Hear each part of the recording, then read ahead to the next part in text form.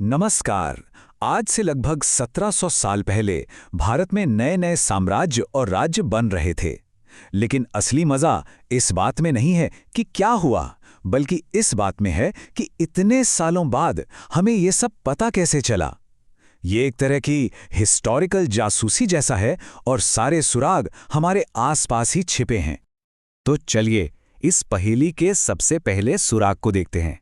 ये एक सिक्का है जिस पर गुप्त वंश के एक बहुत मशहूर शासक समुद्रगुप्त वीणा बजा रहे हैं। इसे देखकर तो यही लगता है ना कि वो कितने कला प्रेमी और संवेदनशील राजा होंगे। लेकिन रुकिए, कहानी में एक जबरदस्त ट्विस्ट है। हमें एक दूसरा सुराग मिलता है जो बिल्कुल उल्टी तस्वीर दिखाता है। इसमें लिखा है कि समुद्रगुप्त एक ऐसे खूंखार योद्धा थे जिनका शरीर लड़ाइयों में लगे सैकड़ों घावों के निशानों से सजा हुआ था।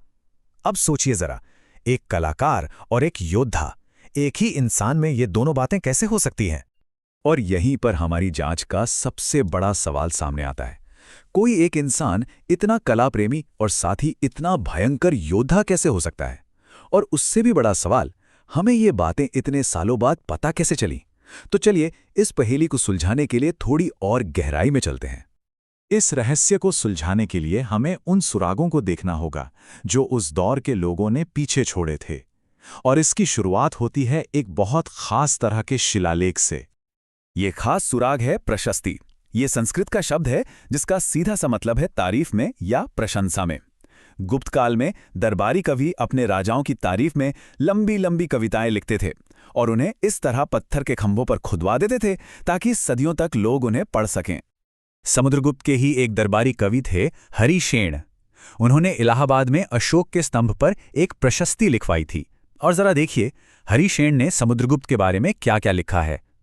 एक महान योद्धा जिसने सारी लड़ाइयां जीतीं, एक बहुत बड़े विद्वान, सबसे बेहतरीन कवि और यहां तक कि उन्हें देवताओं के बराबर बता दिया।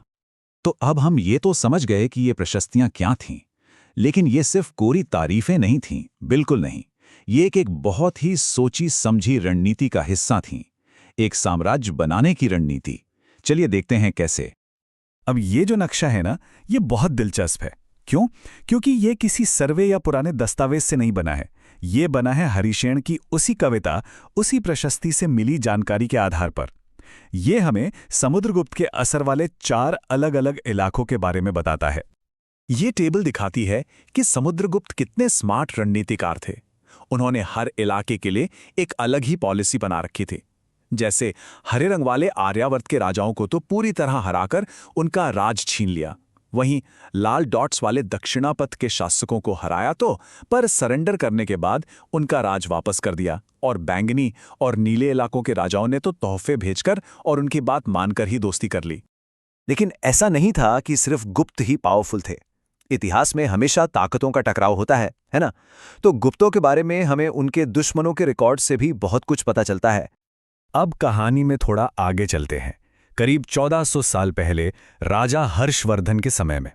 और इनके बारे में हमें जानकारी मिलती है एक पूरी किताब से, एक जीवनी से, जिसका नाम है हर्षचरित, जिसे लिखा था उनके दरबारी कवि बाणभट्ट ने। हर महान शासक का एक तगड़ा कॉम्पेटिटर होता है। हर्षवर्धन के लिए वो थे दक्षिण के चालुक्य राजा पुलकेशिन द्वितीय। और मजे की बात यह है कि जैसे हर्षवर्धन के पास बाणभट्ट थे, वैसे ही पुलकेशिन के पास उनके दरबारी कवि रविकीर्ति थे, जिन्होंने उनकी तारीफ में प्रशस्ति लिखी थी। और रविकीर्ति की प्रशस्ति में एक बहुत ही मजेदार लाइन है। जब पुलकेशिन ने हर्षवर्धन को नर्मदा नदी पर आगे बढ़ने से रोका, तो रविकीर्ति ने लिखा कि इस हार के बाद हर्ष अब हर्ष नहीं रहा, मतलब खुशी अब खुशी नहीं रही। ये दिखाता है कि हिस्टोरिकल रिकॉर्ड्स में भी थोड़ी बहुत नोक झोंक और पर्सनल टच हो सकता है। तो हमने राजाओं की बात की, उनकी लड़ाइयों की बात की, पर सवाल ये उठता है कि इतने बड़े बड़े साम्राज्य चलते कैसे थे? एडमिनिस्ट्रेशन कैसे काम करता था? चलिए अब इन सुरागों को जोड़कर ये समझते हैं। उस दौर में एडमिनिस्ट्रेशन में कुछ बड़े बदलाव आए। पहली बात, सरकारी पद अक्सर खानदानी हो गए, मतलब पिता के बाद बेटे को मिलते थे। दूसरी बात, कभी कभी एक ही ताकतवर इंसान कई बड़े पद संभाल लेता था। और तीसरी बात, लोकल मामलों में शहर के बड़े बैंकरों या व्यापारियों जैसे असरदार लोगों की भी चलती थी। और आर्मी का सिस्टम भी बदला। राजा एक परमानेंट आर्मी के अलावा कुछ मिलिट्री लीडर्स पर भी निर्भर रहते थे, जिन्हें सामंत कहा जाता था। अब इन सामंतों को सैलरी नहीं मिलती थी। इसके बदले राजा उन्हें जमीन दे देते थे, जहां से वो टैक्स वसूलते थे और अपनी सेना का खर्चा चलाते थे। लेकिन इस सिस्टम में एक बड़ी कमजोरी थी।